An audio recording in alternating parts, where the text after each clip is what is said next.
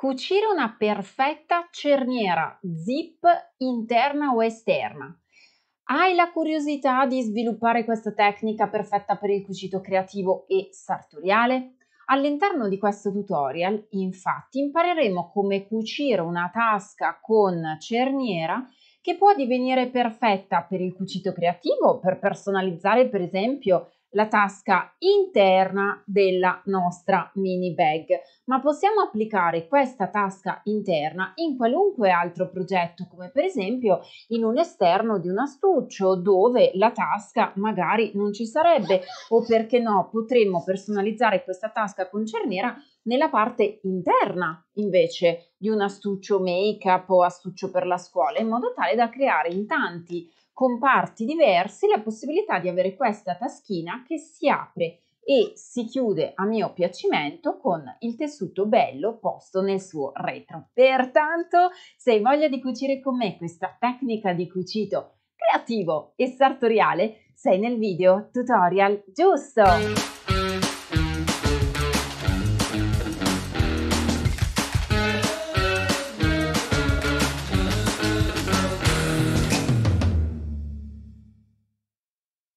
Bentornati o benvenuti nel mio canale, io sono Sara e in questo nuovo contenuto approfondiremo una tecnica che io ritengo utile sia per il cucito creativo sia per il cucito sartoriale. E alla fine del video mi soffermerò su alcune aggiunte bonus extra, oltre alla confezione pratica di questo progetto, che ci aiuteranno ad avere delle idee su come andare ad applicare questa cerniera in quali condizioni. Pertanto resta sintonizzato fino alla fine perché ci sarà veramente tanto di cui approfondire. Iniziamo a creare subito la nostra cerniera zip con i tessuti necessari.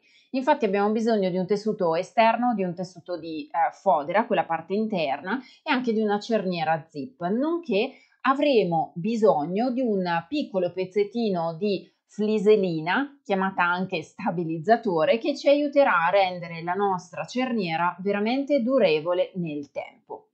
Prendiamo il tessuto che ci interessa, ne tracciamo il centro piegando il tessuto a metà e adesso con l'aiuto del righellino 3x15 disegniamo a margine 1,5 cm la nostra prima linea di riferimento.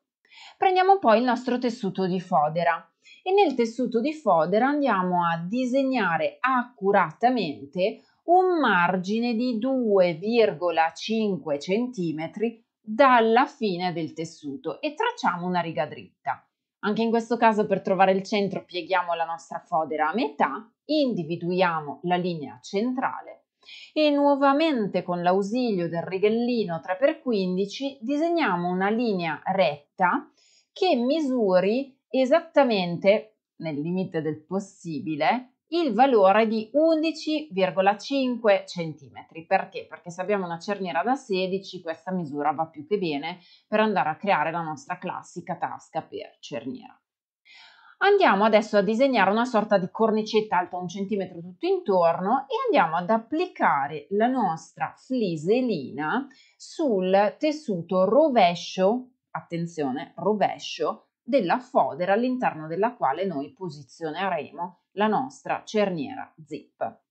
Con l'ausilio del mini ferro da stiro a vapore e un piano di taglio vado a adesivare, o meglio un piano da stiro, vado ad adesivare lo stabilizzatore nella mia fodera. La fodera è il tessuto a quadri, mentre il tessuto esterno sarà il tessuto tinta unita. Ho scelto apposta colori contrastanti tra loro e colori nei quali puoi ben identificare il lato diritto e rovescio del tessuto. Ricordiamoci di spegnere il mini ferro da stiro e di riporlo nella base in silicone che ne protegge la temperatura calda in caso di utilizzo.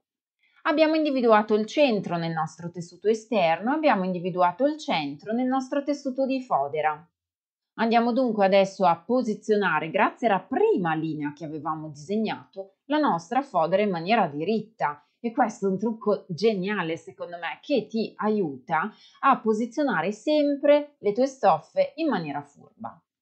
Quello che faremo adesso sarà andare a cucire questa sorta di cornice. Questa sorta di cornice l'andremo a confezionare con la macchina per cucire e, a mio personale consiglio, con il piedino patchwork 6 mm a punto dritto. Non partire mai da un angolo, parti da un punto già lineare. Può essere per esempio un punto abbastanza centrale nella parte diritta della cornice che dovrai andare a cucire.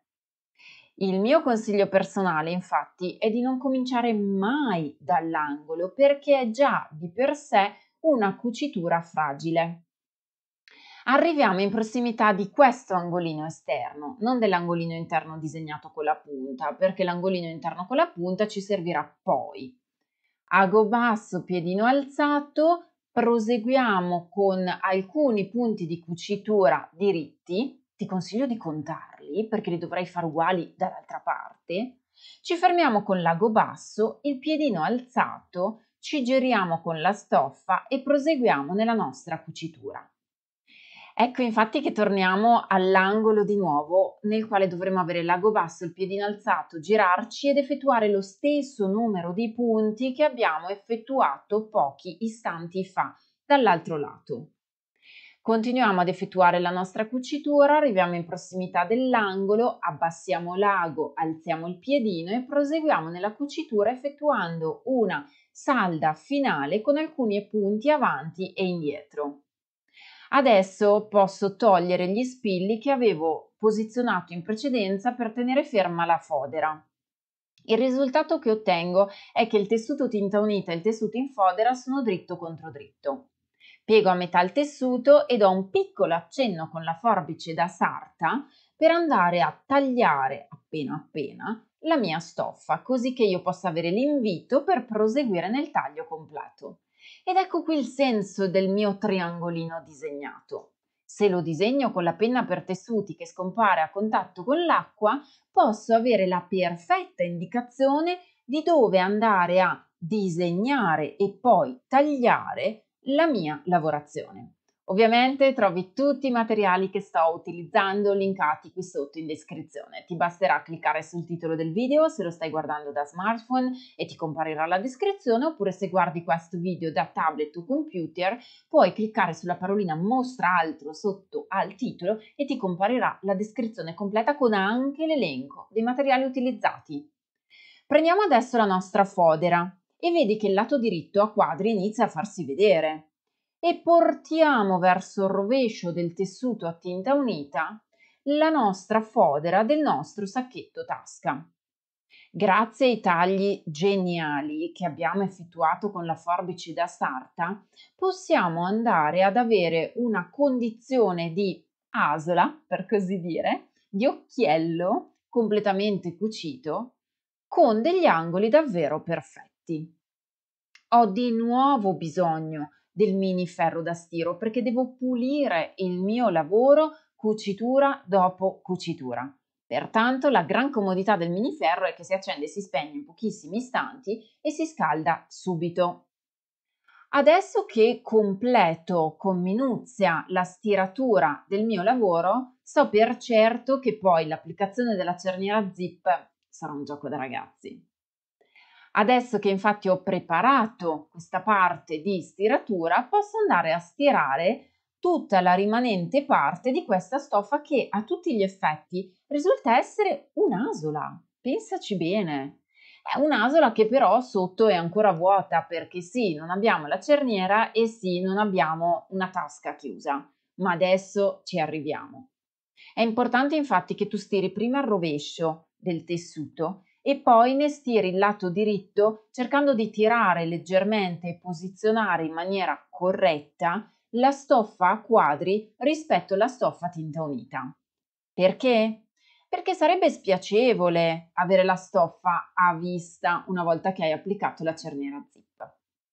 Prendiamo adesso la nostra zip, apriamola e chiudiamola un paio di volte per verificare che funzioni. Sarebbe un peccato applicare la zip già magari difettosa.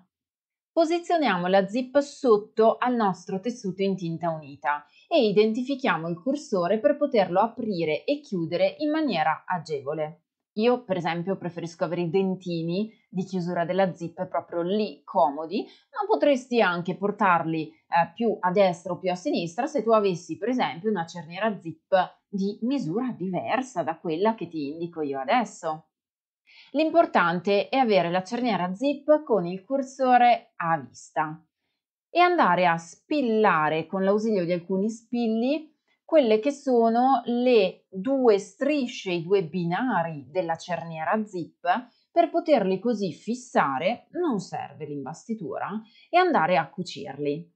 Possiamo cucire con il piedino patchwork 6 mm della nostra macchina per cucire, posizionando il centro del piedino un pochino a destra rispetto alla cerniera zip stessa. Oppure, se non abbiamo il piedino patchwork 6 mm, possiamo utilizzare il mezzo piedino, cioè il piedino per cerniera standard, posizionando in questo caso la spalla sinistra del piedino a ridosso di quella che è la ripiegatura del tessuto tinta unita. O ancora, terza opzione, se abbiamo invece a casa il piedino a bordo stretto, lamella centrale, possiamo tenere la lamella centrale al centro del tessuto verde e spostare l'ago di alcuni millimetri a destra, e questa è una funzione che è possibile se hai la macchina per cucire elettronica.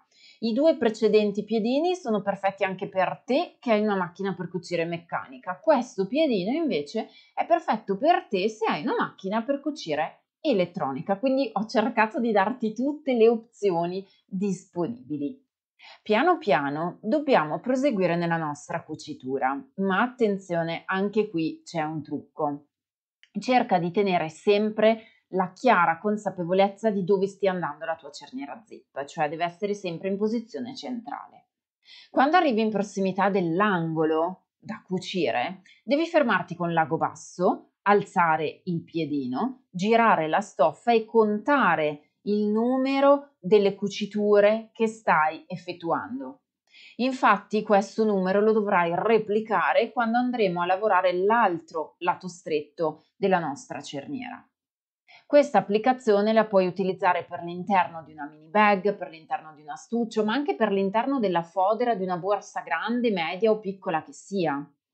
Lo puoi utilizzare anche nell'abbigliamento. È importante che adesso alziamo il piedino tenendo l'ago basso, spostiamo il cursore della nostra cerniera e proseguiamo nella cucitura. Mi raccomando, lascia l'ago basso, perché se tieni l'ago alzato e sposti anche il piedino, si sposta tutto il lavoro. Proseguiamo adesso fino all'angolo stretto, l'angolo basso della nostra cucitura della nostra cornice. Verifichiamo di avere i binari della cerniera zip perfettamente posizionati e contiamo lo stesso numero di punti che abbiamo effettuato prima nell'altro lato stretto della nostra cucitura. Continuiamo la cucitura e concludiamola con alcuni punti di salda, detta anche fermatura. Ebbene, abbiamo la nostra cerniera cucita, ci piace? Bel pollice alzato, però, so già che vi stai dicendo un però, la cerniera dietro è vuota. Come fare per risolvere questo passaggio? Adesso lo andiamo a chiudere, ma prima ti consiglio di prendere una forbice che utilizzi solo per la carta o per tagliare le cerniere e andare a tagliare l'eccesso della cerniera sia da un lato che dall'altro. Questo ti garantirà di non rovinare gli aghi della tua macchina per cucire durante l'operazione di cucitura. Ed eccoci qui che dobbiamo infatti andare a chiudere la nostra tasca.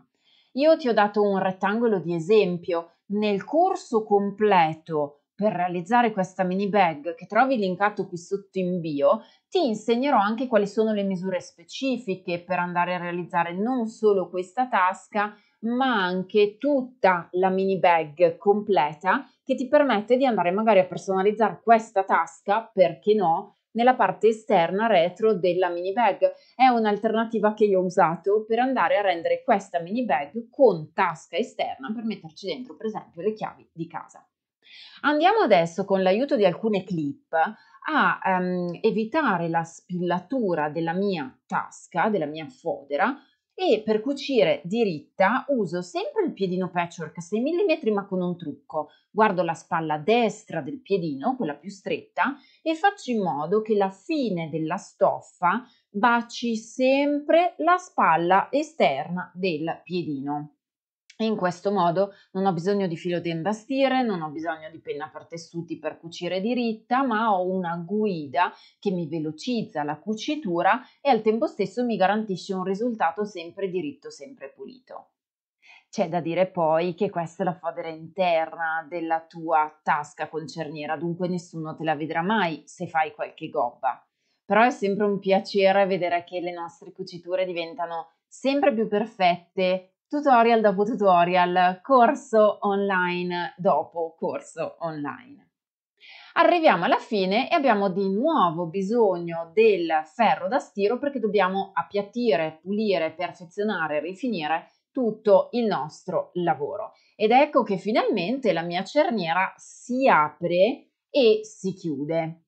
Ma dove possiamo andare a collocarla? Beh, anzitutto spero che fino a qui il contenuto ti stia piacendo perché finalmente abbiamo la cerniera montata. E ti ricordo che come cucire la tasca con cerniera è un tutorial che trovi sul mio canale YouTube e che potrai rivedere ogni qualvolta desidererai.